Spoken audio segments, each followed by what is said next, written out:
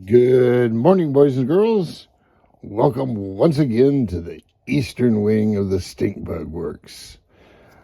I've been doing some painting. I still have a lot of painting to do, but I've been doing some painting. So let me tell you what I've found too. Now, see, I have aluminum heads on a small block Chevy here.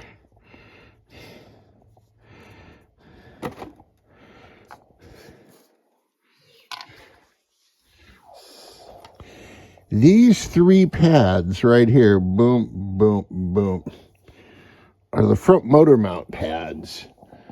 I found a guy that is making motor mounts in this scale to mount into a 32 Ford Roadster chassis.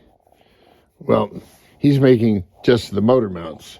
You're supposed to have the 32 Ford Roadster chassis. However,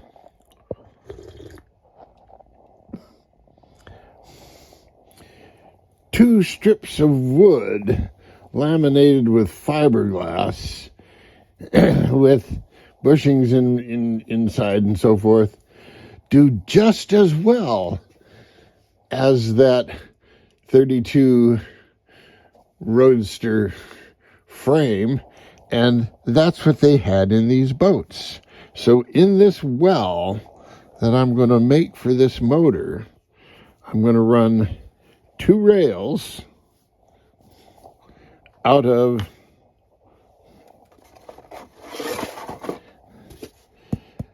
this wood if I can, and that will be where I put the motor mounts.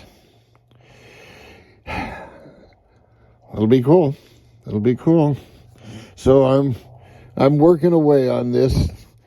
I'm about ready to shoot some satin on this. I'm not going to put anything on the heads or this intake manifold, and then it'll all get a wash with some actually what you use is you use oil paints and you thin it way down with Zippo lighter fluid. And then you make a wash of that.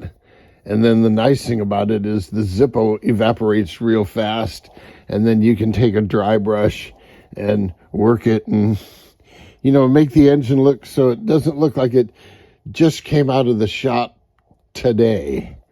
Because the first time you run this, it's going to get oily, and so I kind of want it to look that way. So there we are there.